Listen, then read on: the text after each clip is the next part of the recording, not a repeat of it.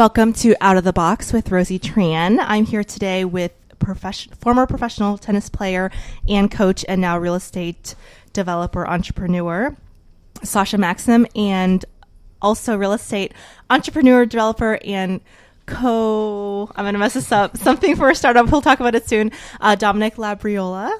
I hope I said that right. How are you guys doing today? Great. Thank you. Great. Good. Thank you very much. So I want to hear all about how you guys got into real estate because I think, Dominic, your story is really interesting with starting when you were 10 years old. I'm not sure how that happens. Yeah. So my dad is a general contractor. I grew up in real estate, so it was kind of a natural transition for me.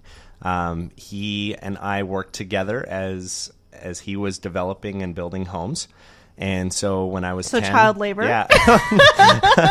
He would literally pick me up from school, and he would take me to his job sites, and I started learning how to do everything. So from the foundations to the finished carpentry, it was a part of the process that I learned just tagging along and observing. And then he started teaching me how to design floor plans for houses.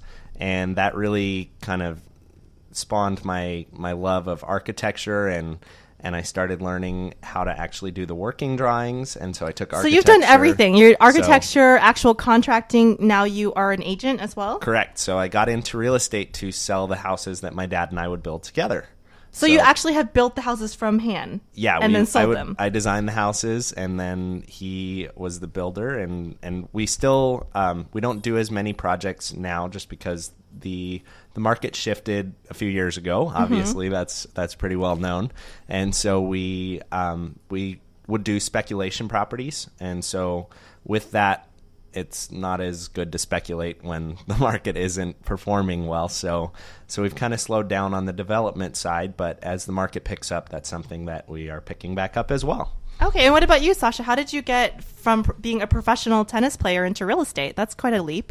Well, I don't think so. I just was an interest of mine in Toronto. I grew up in Toronto, and I have always been interested in property, real estate, because I saw that most of or all of the wealthy people that I always came across as a kid, they all had strong holdings in real estate, and most of them made their money in real estate through one way or another, where it's developing or even living in your own house, flipping it, getting into a bigger house, and eventually, as they got older, creating a lot of wealth that way and buying other properties as the equity grew in the places, being able to split off the equity and buy two properties. Yes. And so was this something you were developing while you were playing tennis, or you were just doing your professional tennis career and you noticed around you, because tennis is a very, it's not like football. It seems like the people who are fans of tennis are higher end, like you were saying, the people around you that you're seeing were wealthier, right? Yeah, exactly. Yeah, tennis,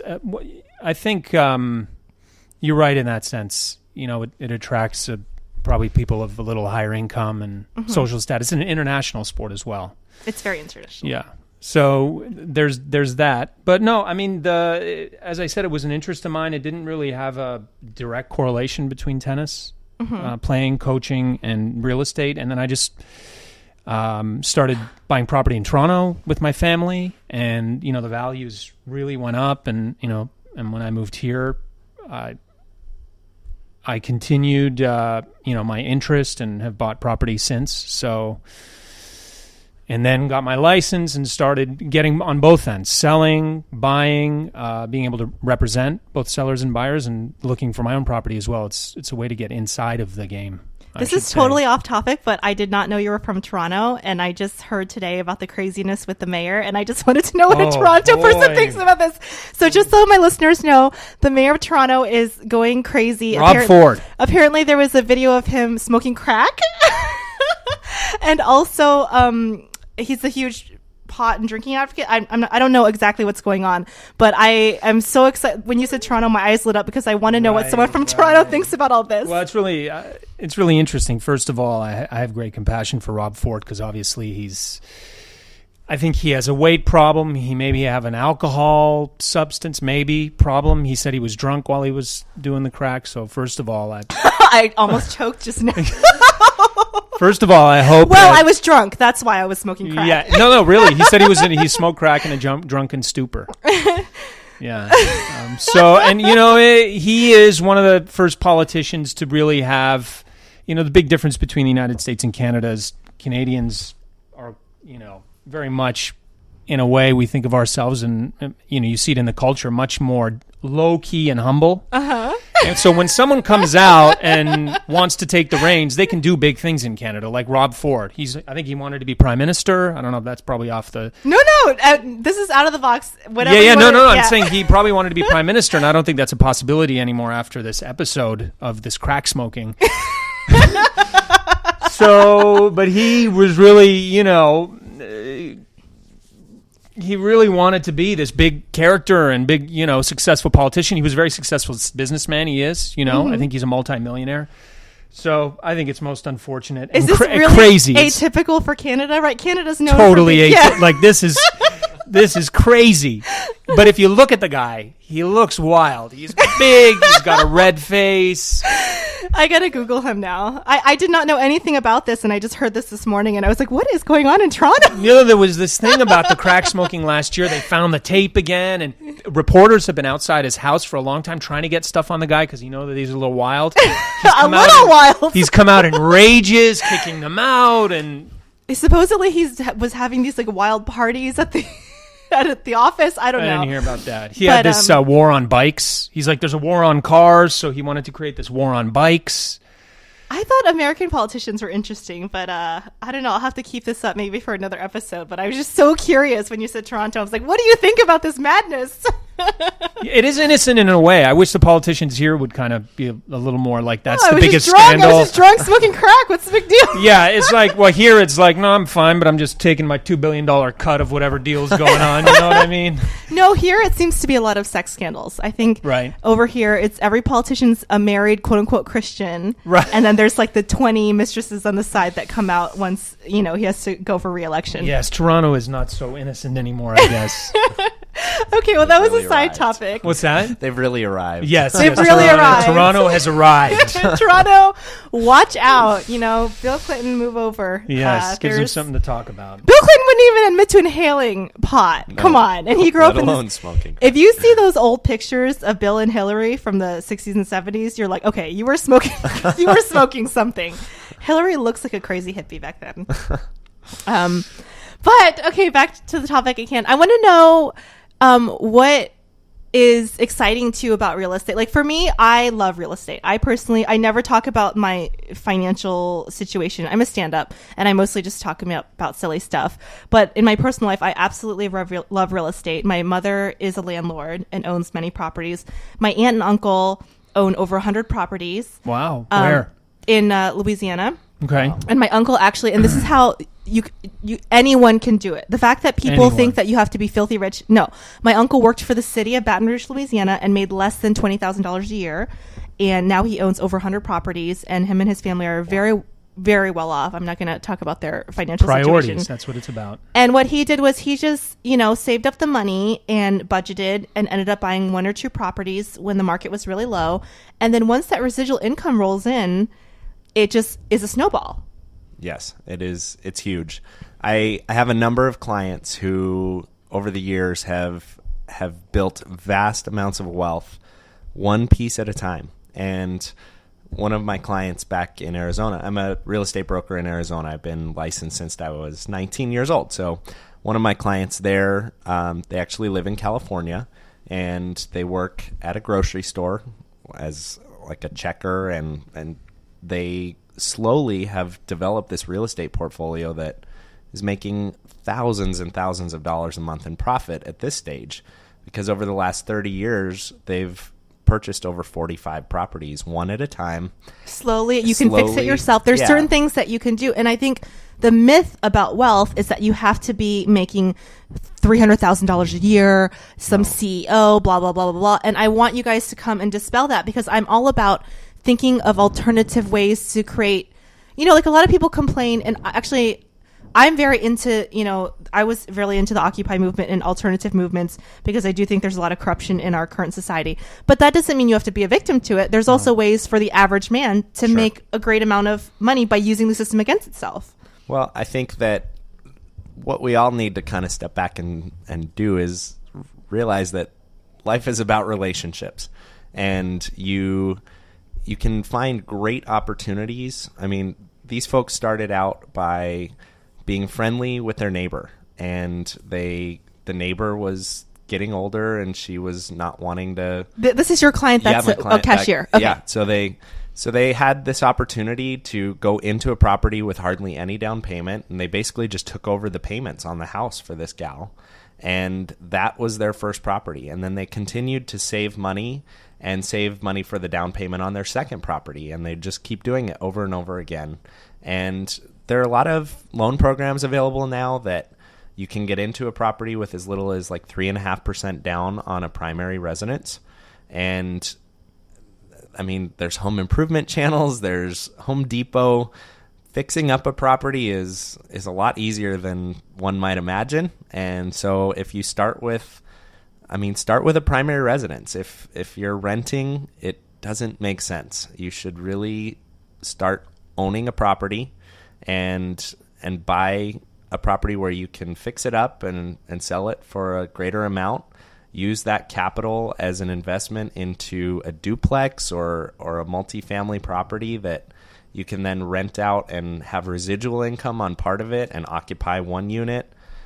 There's a lot of really great avenues that let you create wealth with real estate as a tool, vehicle to get you there. Basically, what I'm hearing you say is that the information is out there and it's not as hard as people think. No. It's a matter of doing research and having the commitment and the passion and the desire to do it. Exactly. Yeah. What would you say, Sasha, to someone who's like, oh, well, I only make, $30,000 a year. I have bills. I have kids. Like, what would you say to someone like that? First of all, I would say it starts with a mindset. It starts with a mindset. Absolutely, I agree with you. So you got to set your mind to what you want to achieve in your life. That's where it all begins. I think a lot of people do the opposite. I've fallen victim to that mindset too. That I don't have this, so I can't start. Mm-hmm. And I think the mindset starts with actually doing it. You can go to open houses. There's a great Robert Kiyosaki. Robert Kiyosaki. I love Kiyosaki. Rich Dad, Poor Dad. And he even says in it, and we know as brokers, you don't need any money to go to open houses. So start locally in your neighborhood and just start going to open houses, seeing what's out there, what's on the market. I don't care if you make $5 or you're on food stamps. You can start by looking at property and just going and seeing what it will, talking to people, other people that have done it and seeing how they put together the deals. There's so many options out there. Like Dominic said, relationships, family, lending money. I own a house in Santa Monica, and Santa Monica is one of the higher end areas in California. We were lucky enough to have help from the end of our parents. So, we came up with some of the money. So you use your relationships. And I would say also, I know California is a little bit steeper. Honestly, if you have a decent salary and you live in a lower end market in middle America, there are houses, this is not a joke, in Las Vegas, in Cleveland, in Atlanta for less than $10,000. Yeah. That I didn't know. Yeah. There are houses. My mother just purchased a property for less than $50,000. And so there are parts of the country that are so depressed right now that this is an opportunity for people. They say that a lot of wealthy books that I follow have said there's more opportunities in a bad situation than in a good situation. Of course. Because absolutely. When situations are positive, everyone's looking for deals.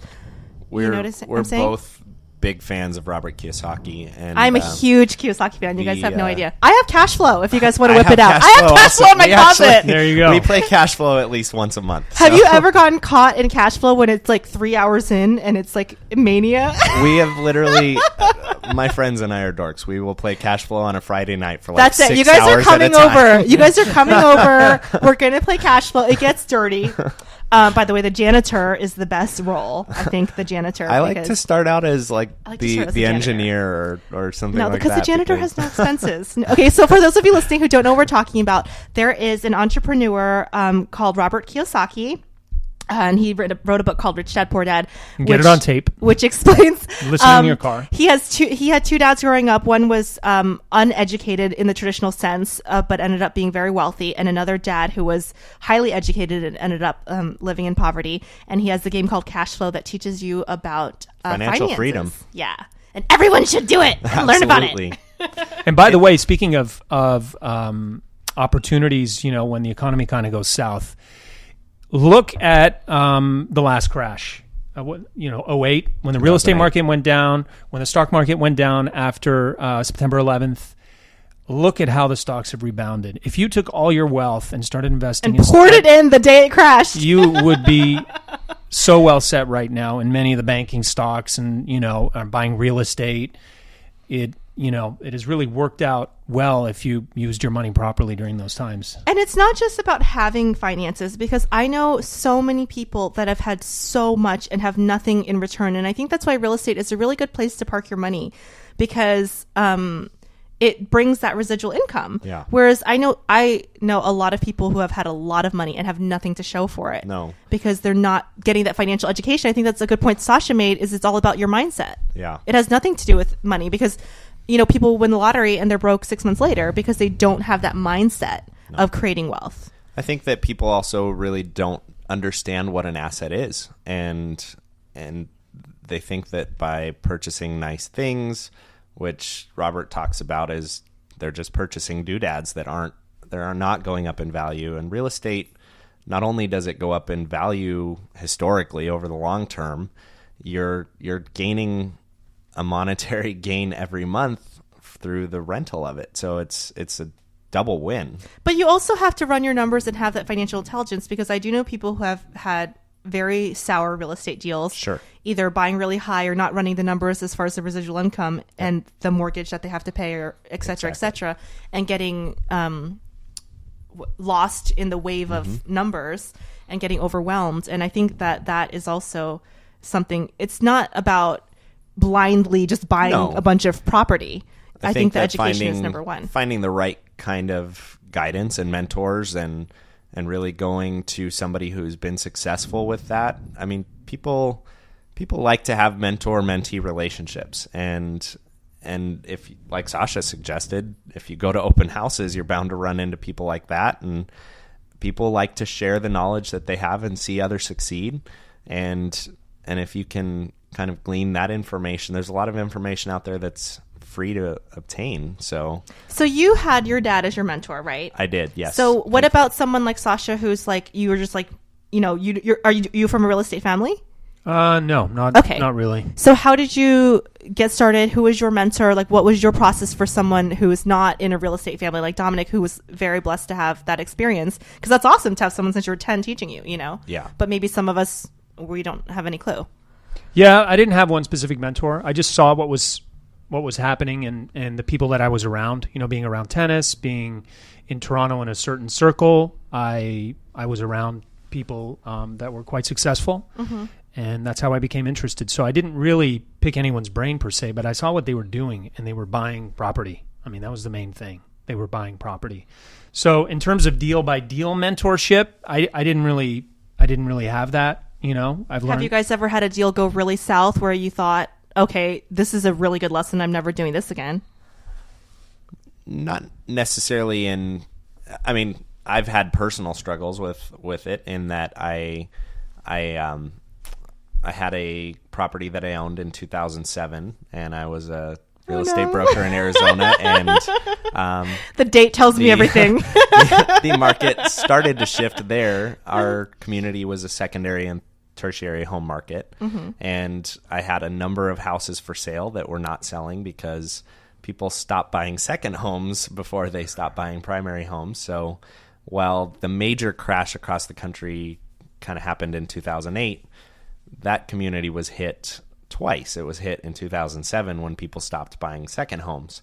So I was not able to make my payments and for your personal for my own personal residence, and so I actually had a foreclosure, and it was a very tough time. So I think the thing to keep in mind is always buy in a community that will support being rented out at a future date if you can't.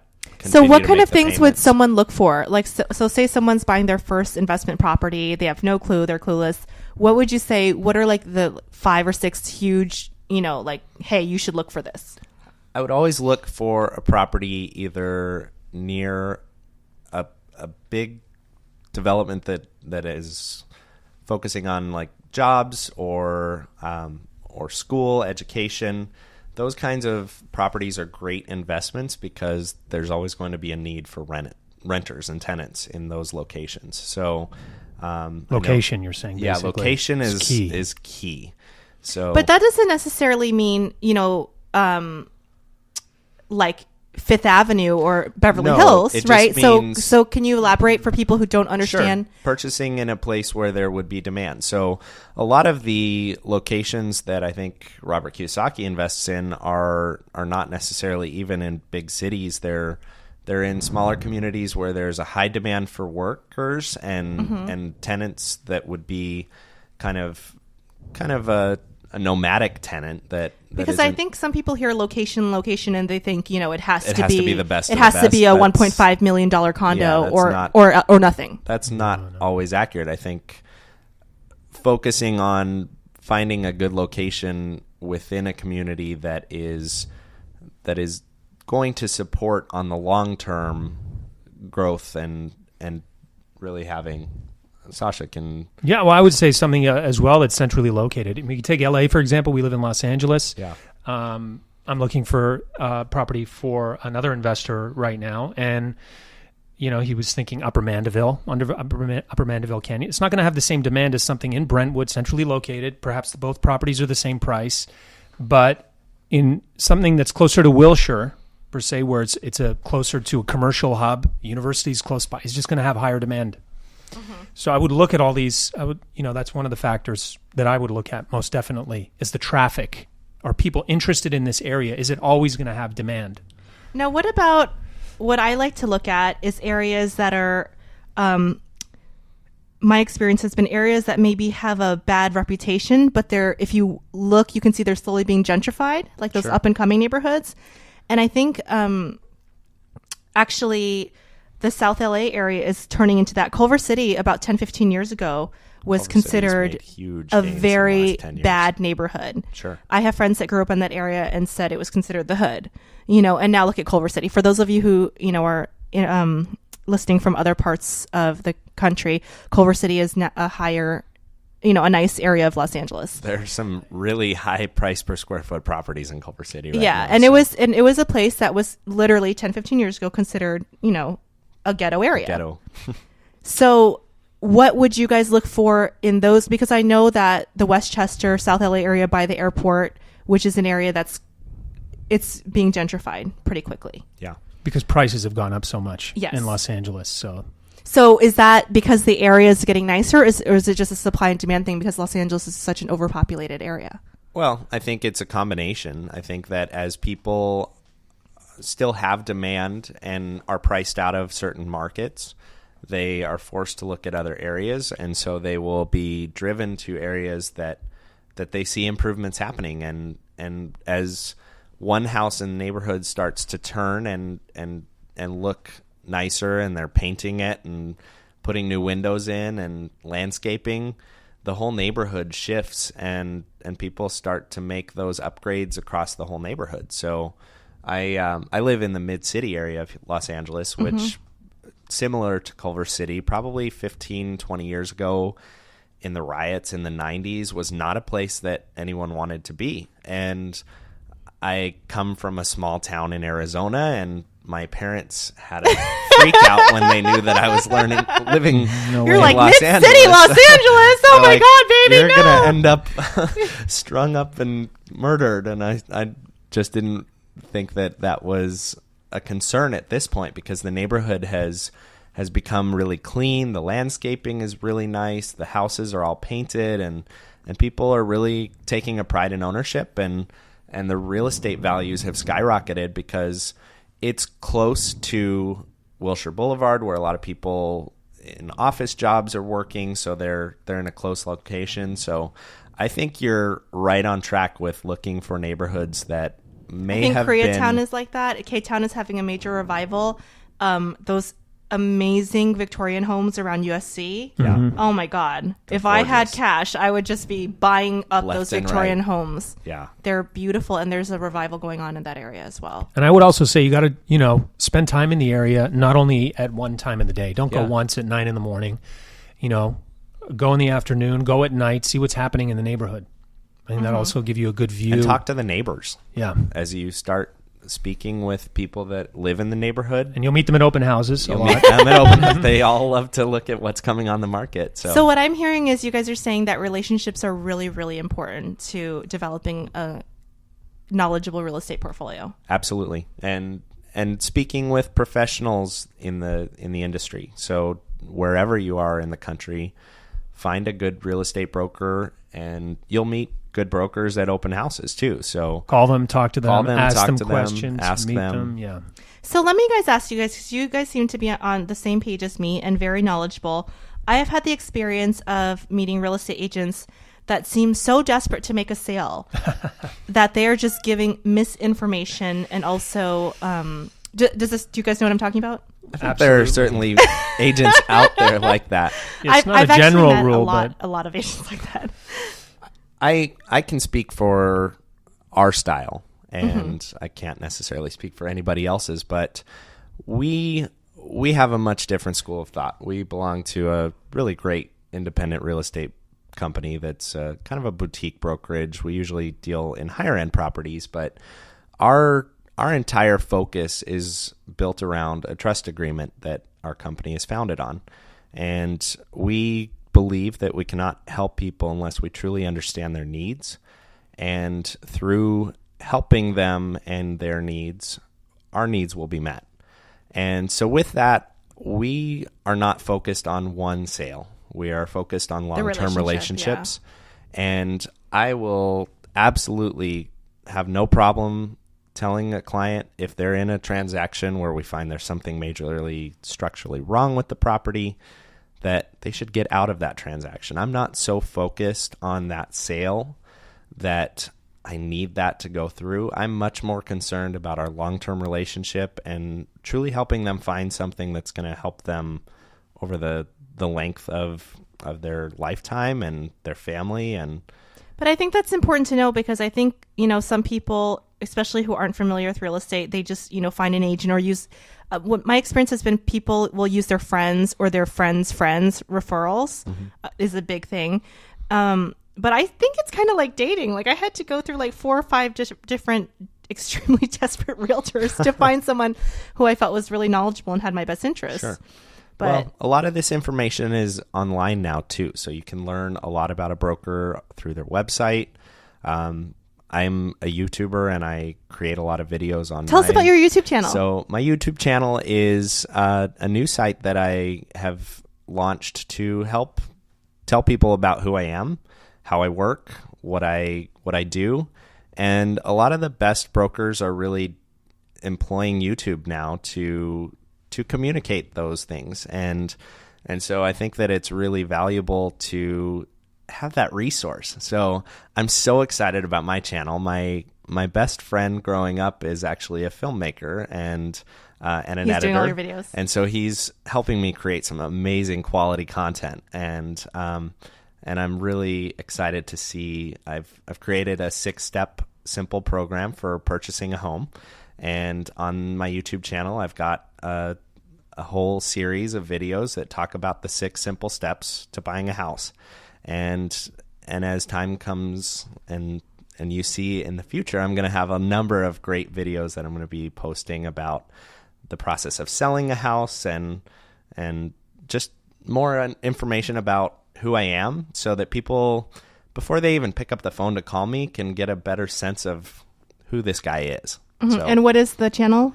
The channel is accessible through my website, dialdominic.com. Okay. And it's youtube.com/thedialdominic. So wow. I'm excited. Now I'm going to go watch all your videos. Excellent. Thank you. I wanted to add to that about finding the right person. Okay. And, a lot in life we find people talk at you or they're engaged in a conversation with you. I think it's two totally different things. So I think wherever you are, to look at the person across from you and see how curious they are and what you're doing, because I think whenever we meet someone, especially in what we do, first thing we got to do is find out who they are and what they need. So it's questions, not, hey, this is a great thing and this is great and why don't you buy it? That kind of mentality, as opposed to, well, what are you looking for? Is this what you're looking for? I totally agree Questions. with you. Yeah. My experience was, to make a metaphor, was that I was meeting a lot of real estate agents who were trying to sell me a Benz, and my budget was for a Toyota. And they were just not listening to my concerns. And in my opinion, it was a very ignorant point of view, because like you said, you want to develop the relationship. I have a lot of people I could have recommended to them. It's not, even though they weren't making a large commission on my sale per se and the budget that I wanted, I have a lot of people to recommend. And I have, a real estate family. I have people that reuse. My mom has been using the same realtor for years. Sure. So I just don't think it's that wise to be looking to pay your next bill, even though I understand people get in desperate situations, but it was horrible. I just felt like I was being, luckily those people tend not to last in the business, so they kind of fall away. And I went to buy a car last year, and I went to the gentleman who sold me my last car before that, and I said, Michael, do you have anything for me? This is what I'm looking for. And he thought about it, and he said, I don't. Just go to the next dealer. And he said, this is what you need. This is the car you need. I don't have it for you. I'd love to sell you a car, but it doesn't sound like what I have fulfills your need. To me, that is beautiful, because he has my interest in mind. And in the long run, this guy is a very successful car dealer. He sells a lot of cars. Whoever's bought an Acura in Santa Monica, I asked him, did you buy your car from Mike? Him. It's Michael. So how about that? From turning someone away, but in the right path, he gets more business. Yeah, because you're going to recommend people to him because he's honest. He's honest. He has your best interest in mind. I never understood the salesman that is not only desperate, but this super aggressive, as if the aggression is going to force me to be so insecure that I'm going to spend the money on it. Right. And I don't know if it's because I'm a woman or just because those types of people tend to be aggressive, but I've experienced that as well. And it actually makes me want to run away as soon as possible. I don't relate to those kinds of people either, and I don't really consider myself a salesman either. I mean, I sell houses, but I really am more focused on the relationship. And I think people probably feel that from you, and that's why you probably have a lot of repeat people coming repeat to clients. Yeah. And I think times are changing. There were this, the famous play and movie Glengarry Glen Ross, sales. Get out there, who's the closer here? In a way, I think society is changing. Our expectations of each other are changing. That style seems so outdated and tired. It is, but I like how you said it in like a 1940s, like times are changing. I was thinking of the Bob Dylan song. Didn't he sing a song? Yeah, that's he did. The 60s or 70s, before I was born. But the fist and right. the jolly... I don't have a video camera right now. I know this is not you streaming, so unfortunately you guys can't see Sasha's hilarious dance moves. So I just want to know, like what is up next? What are you predicting is up next with the market? Because it's been, it seems like every single day I turn on NPR or I turn on, the radio or the news, and it's a different story. One day they say the economy is booming and things are back, and look, the jobs numbers, and then the next day they're like, things are bad. It's not good. It's not good. So it seems like every single day there's some new report or some new thing that's going on saying it's getting better, and then contradictory information the next day. Sure. So what would you say to someone who is looking in the real estate market? They want to invest, or they want to buy, or they want to do whatever, and they're hearing constant barrage of different information. I think the first thing to do is keep into account that they're there to sell headlines, and and the news is not always your best source. I think the real estate market over the course of many, many years has has risen, and it is much higher now than it was 100 years ago. So real estate is a good long-term investment. So if it is something that you're looking to build long-term wealth, it's a great vehicle for that. And investing in the right kinds of property will always be a good investment. So what is the right type of properties? What does that mean? I think the right type of property could be different for everybody. I think that it could be, it could be for some people just a nice little single family house somewhere. It could be a duplex. It could be a triplex. It could be multifamily property. But it depends where you are in your life. It just depends on the stage that you are, and it also depends on your budget. And I think that just kind of building the inertia and momentum towards starting where you can. And what would you say to people? Because I hear this a lot too, and I consider it an excuse, but I'm just, giving them the benefit of the doubt. I hear a lot of people saying, well, I don't want to be a landlord. It's a hassle. I don't want to deal with that. I don't want to deal with people. I just want to get the money, but I don't want to have to do all that. Well, Sasha's I put up my hand. Well, in the beginning, you may have to be a landlord, but there's something called management companies. You don't have to be a hands-on landlord if you don't want to be. And that's explain for the listeners. Yes, you can hire a management company, and they will do everything for you, including deposit your checks into an account. They will take care of any plumbing issues. There's also, if you're buying a building over 16 units, you have to have a manager on site. Mm-hmm. So, if you're in that tier of real estate, you will have an on-site manager, which will take care of those landlord issues. But the long story short is you can hire someone to take care of the day-to-day dealings. Even for one property, what if someone has one or two properties? They can hire a management company? Absolutely. Oh, and yes. They charge a percentage of the rent that you collect, and you just can factor that into your cost and cost of operation. And as long as the numbers still work out and you can still make a profit and the property is still a good opportunity, you will find that you should look at hundreds of properties before you find the right one usually. And how many management companies should you look at before you find the right one? I'd say that you should interview a number.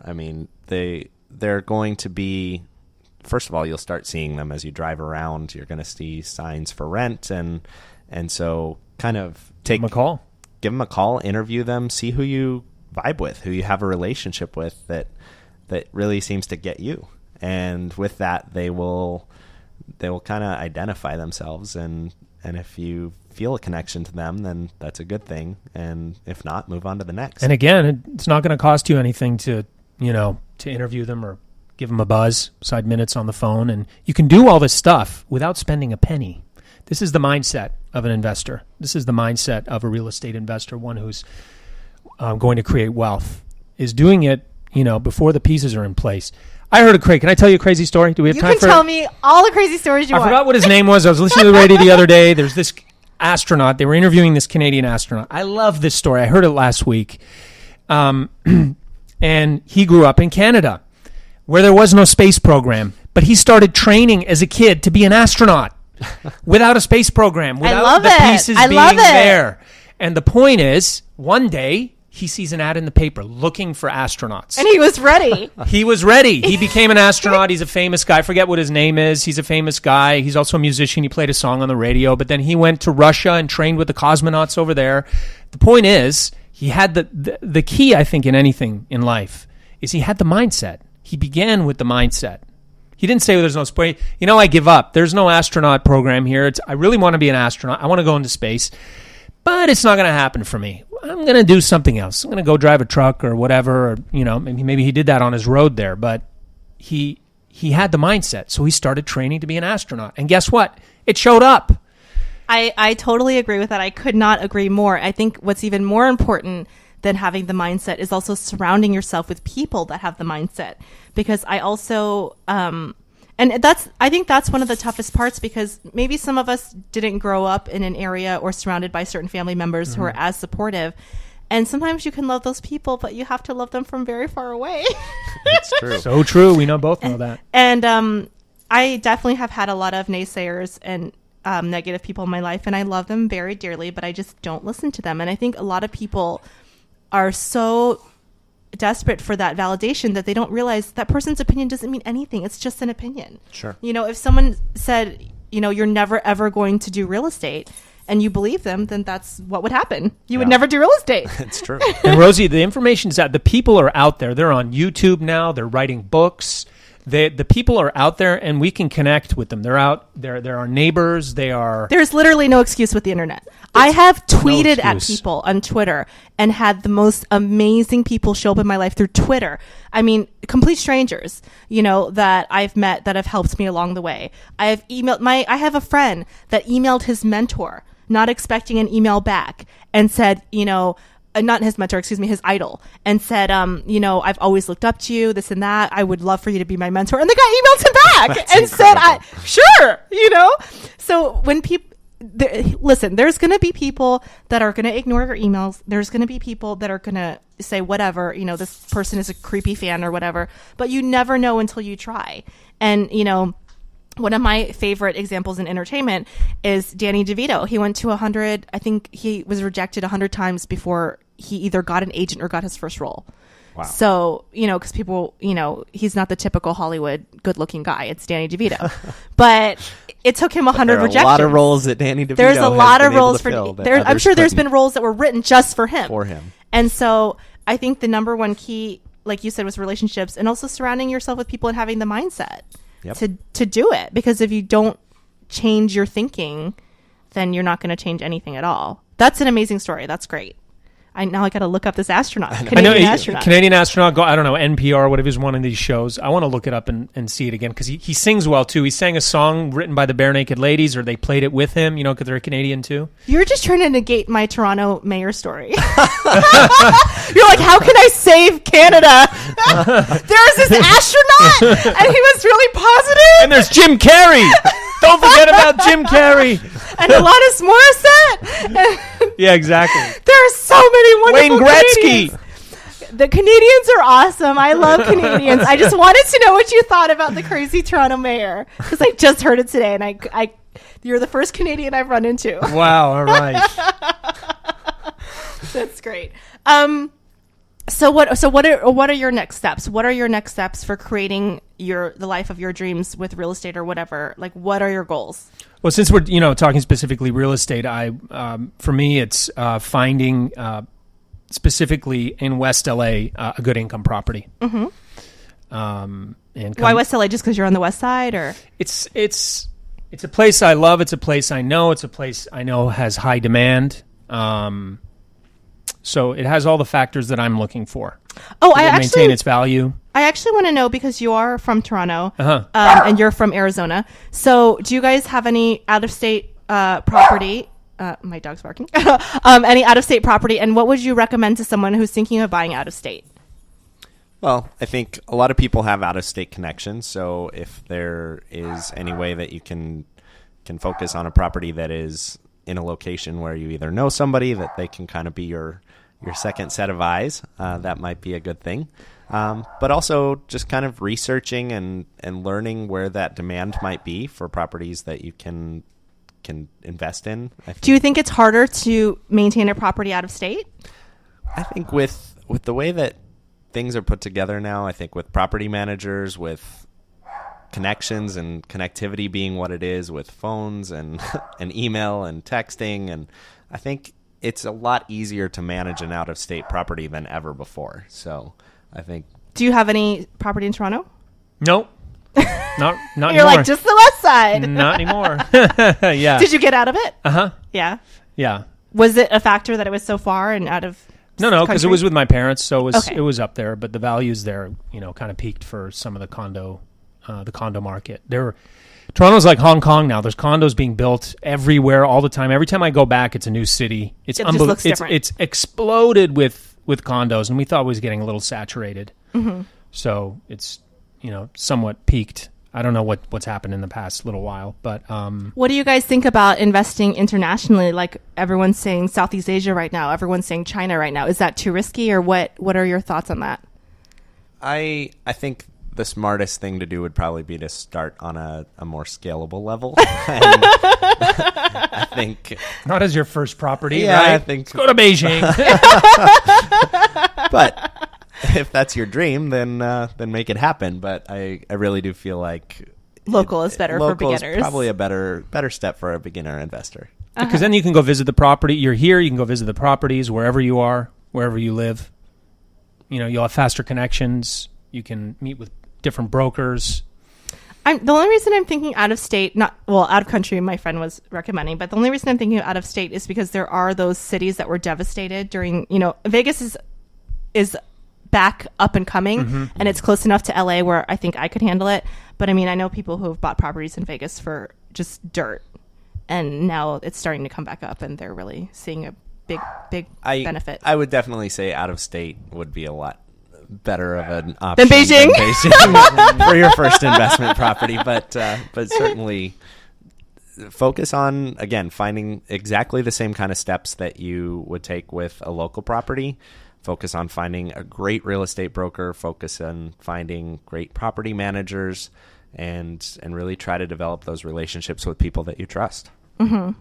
Yeah, I think that's a good idea. I definitely think that it's the way to go, just because I personally, whether you want to develop wealth or not, I think with the current state of the way that the world's economy is shifting, back in the day you worked for one company for 30 years, you got a giant pension, like things were different 50, 60 years ago, and you were very well taken care of, and now it seems like things are being outsourced, and you got to kind of protect yourself. And I think real estate investing is a great way to add that extra cushion and protect yourself, whether you want to be in real estate or not. It's a way for you to be protected from the economy. You don't know what's going to happen. You don't know where the job market's going to go. And if you have that residual income, then, it's definitely a safety net. I know people in my family that in my family and extended family that their retirement is their real estate holdings. Yeah, my mom. So there you go. People that it really helps. If you buy a property now, hold on to it and pay it off. As an example, this is one example. You can do so many things with property for 20 or 30 years, or a few, and then start liquidating as you need it in a retirement situation, or it's giving you that residual income. Continue to collect that on a monthly stipend. And there's so many options available. Would you guys recommend someone using leverage and having using the bank's money against itself, or paying cash and having it? Like, what is the smartest way in your opinion? Dom, you want to answer this right now? Come on, give her the short answer. Leverage. But I want you to explain to listeners, because some people, they don't know anything about real estate. They're listening to this podcast. Like, what are they talking about? Because they haven't read the books or whatever that we're talking about. So explain what is the benefit of leveraging, and what is leveraging? So with any property, if you say, let's just use round numbers. Let's say you're purchasing a property for $100,000 and it is an investment property. So the banks will loan up to 80% loan to value on an investment property. And so with that, all you'll need as a down payment is $20,000. And being able to put that money down, that first of all, that's less cash that you need to outlay. And if you are able to, you could purchase, if you have $100,000, you could purchase multiple properties with that money and create greater wealth by purchasing 5 properties instead of 1. What about someone that's like, oh, well, I don't have a normal 9-to-5 job. How am I going to qualify for this loan? Well, the banks actually take into account, as you have a history of being an investor, they will use the property's income as money that is as potential income. So you can qualify for the loans, and that's why starting small with your own personal property is a great step. So how would you build that investor background for the banks? What is just having a couple properties, or having a good credit, or what? Starting with one, I think the best step is obviously do all you can to pay your bills on time, have good credit, and make the changes that are necessary to make that credit. I think we're all going to be here a long time, hopefully, and it doesn't take that many years to improve your credit. So really be diligent about focusing on making the healthy changes to be credit worthy, and then purchase your first single family residence and live in it, and then purchase a single family residence or duplex to use as an investment property, and just take it one step at a time. So it sounds like there's different techniques or secrets that you can use, like you said, leverage, to maximize the financial intelligence, right? Are there any tax loopholes that you know of, or tax things that people can use to benefit? Well, the taxes are written to the advantage of an investor and to the advantage of big business. The tax laws are written to the disadvantage of an employee or a small business owner. So with a property, you are going to be taxed on the income that you make off of that property on a smaller percentage than you would from the earned income that you make at your job, wherever that job may be. So that's really a great advantage, and most people don't know that. So basically what you're telling me is that there's programs out there to help people become rich. Is that what I'm hearing? Absolutely. The tax laws Is that what are I'm written hearing? to help Tax people. laws, yeah, American tax laws. Yeah. American tax laws, and then there's this whole bank thing. So if you are a responsible person and you pay your bills on time and you do the research and get the education, what you're telling me is that there's all these programs out there that are written for people to invest. Is that what you're saying? Yes. Okay, well, you heard it here first. And interest rates, exactly. Interest rates as such are low right now. So basically the bank is lending you money at a very low rate. So use the bank's money if you can and not your own. Interest rates historically are at 60-year lows. Dom, what is it? Yeah. At least 40-year lows. 40-year right now, lows. but, Okay. I mean, so in the when 80s I started they were in real at estate 10 years ago or 11 years ago, interest rates were 7%. In the 70s, I think my mother-in-law said she paid 20% on her mortgage. Yeah. It is not uncommon. Those years, the Jimmy Carter era, those interest rates were 17, 18, 20%.